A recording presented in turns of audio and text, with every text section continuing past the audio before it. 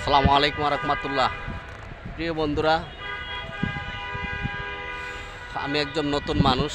ফেসবুকে একদম নতুন, কথা বলতে জানি না, আসলে ওরকম কথা বলতেও পারি না। যাই হোক, তারপরও বলতে হয়, কিছু সময় কিছু কারণে কথা বলতে হয়।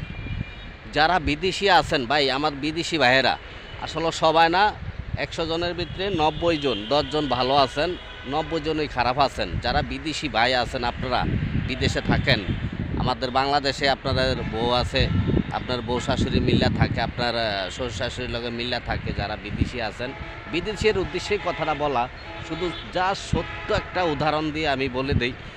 আমার বাবাকে আমি বললাম যে আব্বু কী লাগবে, বাবা কী লাগবে তোমার? আমার বাবা বলল যে বাবা আসলে কিছু লাগবে না, তুই ভালো থাক, তোর কাজ কাম নাই, তুই অনেক ভালো মতন চলাফেরা কর, আমার কিছুই লাগবে না বাবা, শুধু একটা পাঞ্জাবি লয়ে আইস, লঙ্গি লয়ে আইস, এই লঙ্গিটাই হবে। তা আমি বললাম আব্বা, 1 বছর পর একটা ঈদ, আসলে আপনার তো সন্তান, আমি অনেক কষ্ট করে আমার মানুষ করছেন আপনি, এটা তো আমার মনে মানাইতে পারি না, মানে একটা লঙ্গি কেন যথেষ্ট? পরে কয় আব্বা আমার একটা লঙ্গি লয়ে আইস, আমার কিচ্ছু লাগবে না, পুরান একটা এই পাঞ্জাবি আছে, এটা আমি ধুইয়া আয়রন করে এটা আমি ঈদ করবো। তো ভাই, কথাটা শুনে আমার অনেক কষ্ট লাগলো যে আমার বাবা কি কইছে, কত দুঃখ কষ্ট করে আমার বাবা আমাকে মানুষ করছে।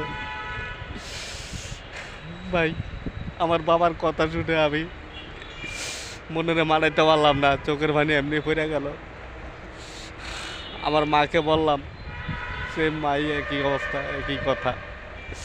কিন্তু ভাই, আমাদের যারা সন্তান আছে, আমাদের সন্তানদেরকে খুশি করার জন্য বাবা বড় অসহায় হয়ে যায় অনেক সময়, অনেক কারণে। যাদের অর্থ একবারই সীমিত, অর্থ দিয়া একটা ফ্যামিলি চলে, সংসার চলে, অর্থ কম, ইনকাম কম। যাদের ইনকাম বেশি ভাই, হাতে তো কোনো সমস্যা নাই। যাদের ইনকাম কম, ওই ইনকাম দিয়ে একটা ছেলে সন্তানকে কাপড় চোর কিনে দিয়ে, স্ত্রীকে খুশি রাখিয়া, শ্বশুর শাশুড়ি আত্মীয় স্বজনদের খুশি রাখিয়া ভাই, বাপ মারে দিতে গেলে বাপ মায় ছেলের কথা শুনিস, বাপ মায় বুঝালায় যে আমার ছেলেটা অনেক কষ্টে আছে।